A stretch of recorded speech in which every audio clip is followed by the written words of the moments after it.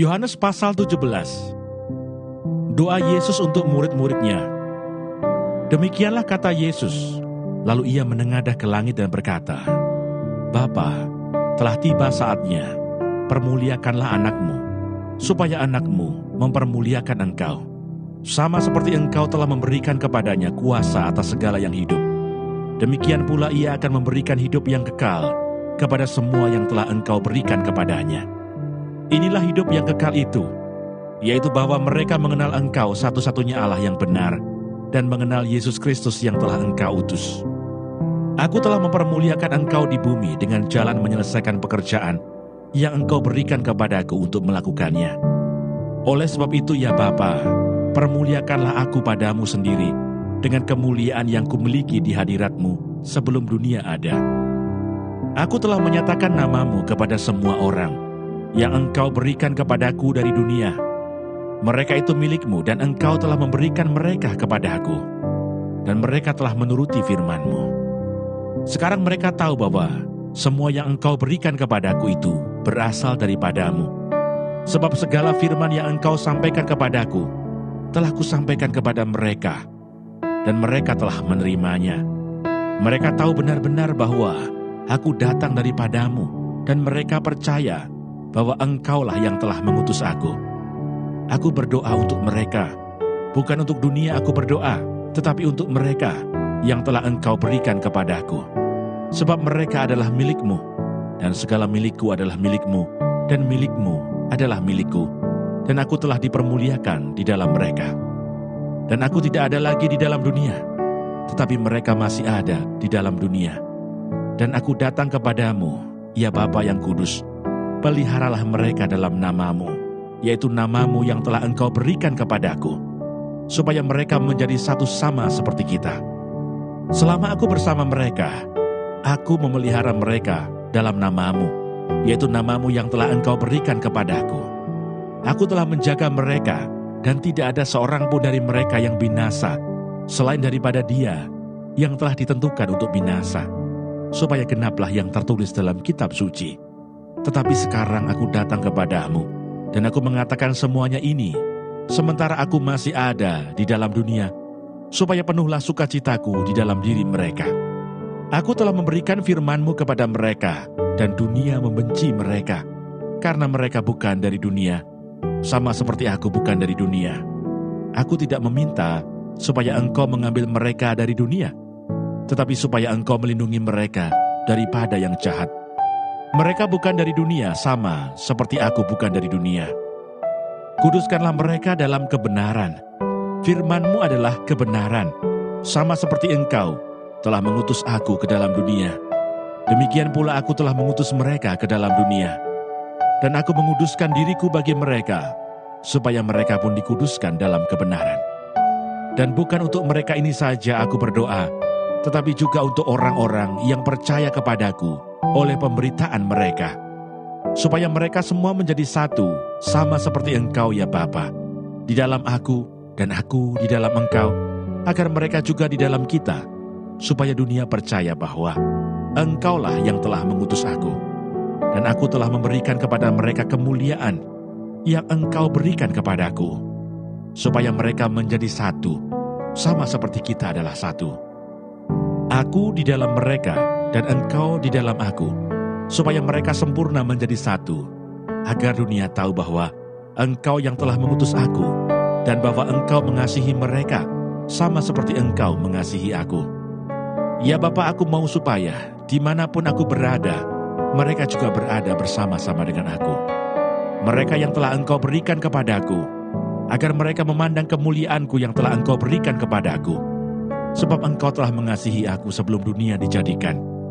Ya Bapa yang adil, memang dunia tidak mengenal engkau, tetapi aku mengenal engkau, dan mereka ini tahu bahwa engkaulah yang telah mengutus aku.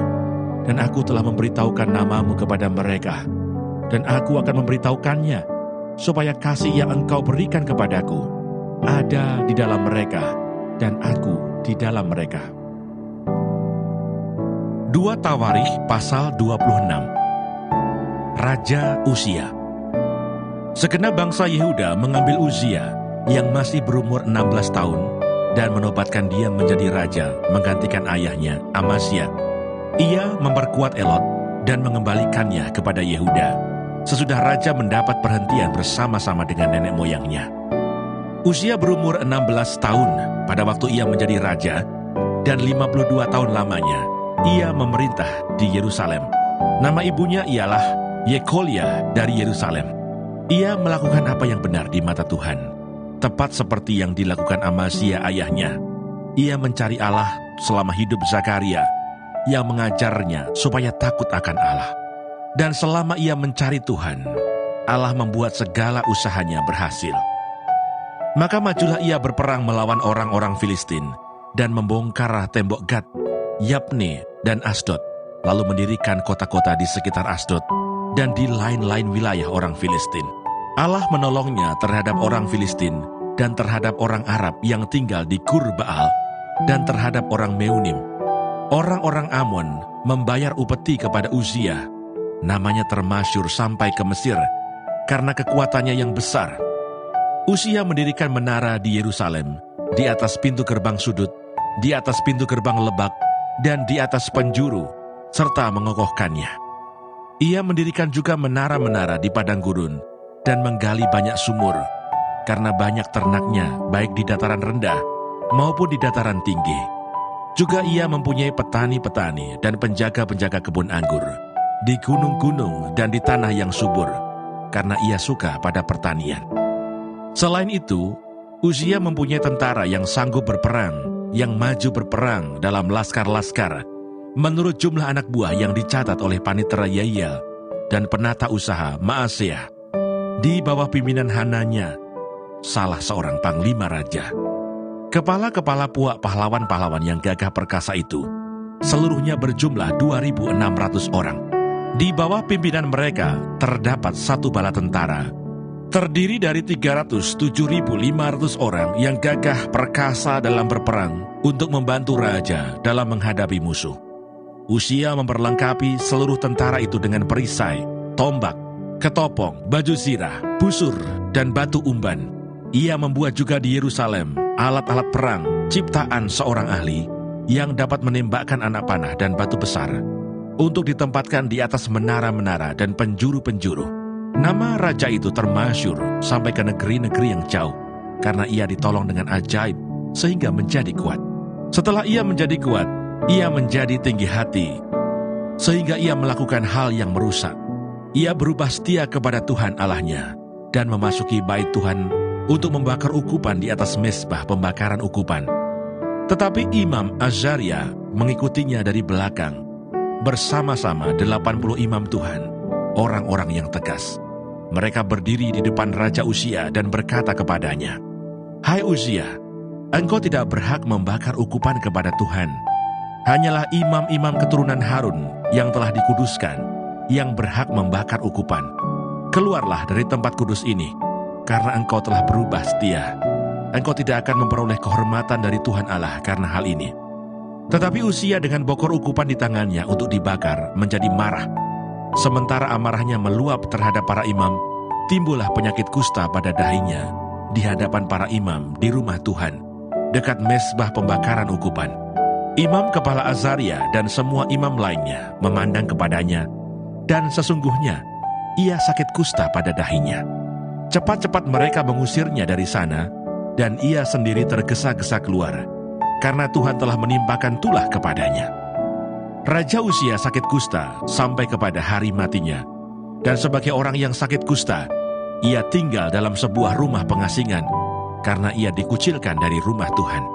Dan Yotam anaknya mengepalai istana raja dan menjalankan pemerintahan atas rakyat negeri itu. Selebihnya dari riwayat Uzia, dari awal sampai akhir, ditulis oleh Nabi Yesaya bin Amos. Kemudian Uzia mendapat perhentian bersama-sama dengan nenek moyangnya, dan ia dikuburkan di samping nenek moyangnya, di ladang dekat pekuburan raja-raja, karena ia berpenyakit kusta, kata orang. Maka Yotam anaknya menjadi raja menggantikan dia. 2 Tawarikh pasal 27. Raja Yotam. Yotam berumur 25 tahun pada waktu ia menjadi raja, dan 16 tahun lamanya ia memerintah di Yerusalem. Nama ibunya ialah Yerusa anak Zadok. Ia melakukan apa yang benar di mata Tuhan, tepat seperti yang dilakukan Uzia ayahnya. Hanya ia tidak memasuki bait Tuhan. Tetapi rakyat masih saja melakukan hal yang merusak. Ia mendirikan pintu gerbang tinggi di rumah Tuhan dan mengadakan banyak pembangunan pada tembok Ofel. Ia mendirikan juga kota-kota di pegunungan Yehuda dan benteng-benteng serta menara-menara di hutan-hutan. Ia berperang melawan Raja Bani Amon dan mengalahkannya. Sehingga pada tahun itu juga Bani Amon membayar kepadanya 100 talenta perak, 10.000 kor gandum, dan 10.000 kor jeleh. Juga pada tahun kedua dan ketiga, Bani Amon membawa upeti itu kepadanya. Yotam menjadi kuat karena ia mengarahkan hidupnya kepada Tuhan Allahnya. Selebihnya dari riwayat Yotam, segala peperangan dan tingkah langkahnya, sesungguhnya semuanya itu tertulis dalam kitab Raja-Raja Israel dan Yehuda. Ia berumur 25 tahun pada waktu ia menjadi raja, dan 16 tahun lamanya ia memerintah di Yerusalem. Kemudian Yotam mendapat perhentian bersama-sama nenek moyangnya, dan ia dikuburkan di kota Daud. Maka Ahaz anaknya menjadi raja menggantikan dia. 2 Tawarikh pasal 28. Raja Ahaz. Ahaz berumur 20 tahun pada waktu ia menjadi raja, dan 16 tahun lamanya ia memerintah di Yerusalem. Ia tidak melakukan apa yang benar di mata Tuhan seperti Daud bapa leluhurnya, tetapi ia hidup menurut kelakuan raja-raja Israel.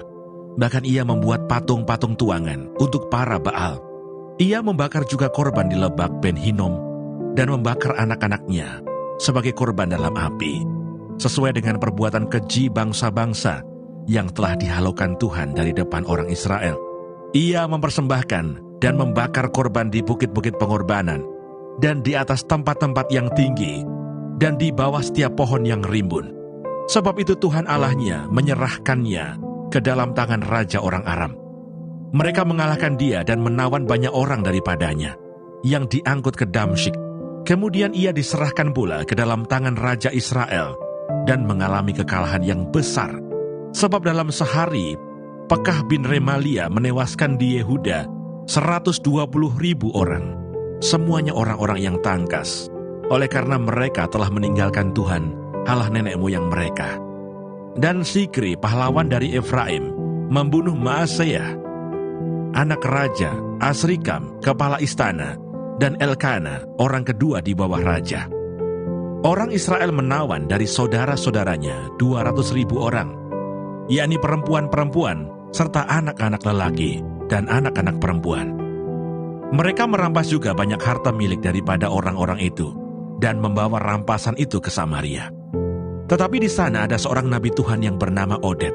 Ia pergi menemui tentara yang pulang ke Samaria dan berkata kepada mereka, "Lihatlah, karena kehangatan murkanya kepada Yehuda, Tuhan Allah nenek moyangmu menyerahkan mereka ke dalam tanganmu, dan kamu telah mengadakan pembunuhan di antara mereka dengan kegeraman yang sampai ke langit. Dan sekarang kamu bermaksud menaklukkan orang Yehuda dan Yerusalem menjadi hambamu laki-laki dan perempuan. Tidak adakah pada kamu sendiri kesalahan yang besar terhadap Tuhan Allahmu? Maka sekarang dengarkanlah kataku ini. Kembalikanlah orang-orang yang kamu tawan dari saudara-saudaramu itu, karena murka Allah menyala-nyala terhadap kamu." Lalu bangkitlah beberapa pemimpin Bani Efraim, yakni Asaria bin Yohanan, Berekia bin Mesilemot, Yehizkia bin Salum, dan Amasa bin Hadlai, menghadapi orang-orang yang pulang dari perang, dan berkata kepada mereka, "Jangan bawa tawanan-tawanan itu kemari, sebab maksudmu itu menjadikan kita bersalah terhadap Tuhan, dan menambah dosa dan kesalahan kita. Sudah cukup besar kesalahan kita, dan murka yang menyala-nyala telah menimpa Israel." Lalu orang-orang yang bersenjata itu meninggalkan tawanan dan barang-barang rampasannya di muka para pemimpin dan seluruh jemaah. Dan orang-orang yang ditunjuk dengan disebut namanya bangkit, lalu menjemput para tawanan itu. Semua orang yang telanjang mereka berikan pakaian dari rampasan itu. Orang-orang itu diberi pakaian, kasut, makanan, dan minuman. Mereka diurapi dengan minyak, dan semua yang terlalu payah untuk berjalan diangkut dengan keledai dan dibawa ke Yeriko, kota pohon korma, dekat saudara-saudara mereka. Sesudah itu orang Israel itu pulang ke Samaria. Pada waktu itu Raja Ahaz menyuruh utusan kepada Raja negeri Asyur untuk memohon bantuan, karena orang Edom telah datang pula dan mengalahkan Yehuda, serta mengangkut tawanan-tawanan. Orang-orang Filistin juga telah menyerbu kota-kota di daerah bukit dan di tanah Negeb, Yehuda. Mereka pun merebut Bet-Semes, Ayalon, Gederot, Soko dengan segala anak kotanya, Timna dengan segala anak kotanya, Gomso dengan segala anak kotanya, dan menetap di kota-kota itu. Demikianlah Tuhan merendahkan Yehuda oleh karena Ahaz, Raja Israel itu, membiarkan kebiadaban berlaku di Yehuda, dan berubah setia kepada Tuhan. Maka datanglah Tilgat-Pilneser, Raja negeri Asyur kepadanya, hanya bukan membantu dia, melainkan menyesakkannya. Walaupun Ahaz merampas barang-barang dari rumah Tuhan, dari rumah raja, dan dari rumah-rumah para pemimpin, dan menyerahkan semua itu kepada Raja negeri Asyur, namun perbuatannya itu tidak menguntungkan dia. Dalam keadaan terdesak itu, Raja Ahaz ini malah semakin berubah setia terhadap Tuhan. Ia mempersembahkan korban kepada para allah orang Damsyik yang telah mengalahkan dia. Pikirnya, yang membantu raja-raja orang Aram adalah para allah mereka. Kepada merekalah aku akan mempersembahkan korban, supaya mereka membantu aku juga. Tetapi allah-allah itulah yang menjadi sebab keruntuhan bagi dia, dan bersama-sama dengan dia bagi seluruh Israel. Ahaz mengumpulkan perkakas-perkakas rumah Allah dan menghancurkannya. Ia menutup pintu rumah Tuhan, lalu membuat mezbah-mezbah bagi dirinya di segenap penjuru Yerusalem. Di tiap-tiap kota di Yehuda, ia membuat bukit-bukit pengorbanan untuk membakar korban bagi allah lain. Dengan demikian ia menyakiti hati Tuhan, Allah nenek moyangnya. Selebihnya, dari riwayatnya dan seluruh tingkah langkahnya, dari awal sampai akhir, sesungguhnya semuanya itu tertulis dalam kitab Raja-Raja Yehuda dan Israel. Kemudian Ahaz mendapat perhentian bersama-sama dengan nenek moyangnya, dan dikuburkan di dalam kota di Yerusalem. Tetapi ia tidak dibawa ke pekuburan raja-raja Israel. Maka Hizkia anaknya menjadi raja menggantikan dia. Demikianlah pembacaan firman Tuhan hari ini. Tuhan Yesus memberkati.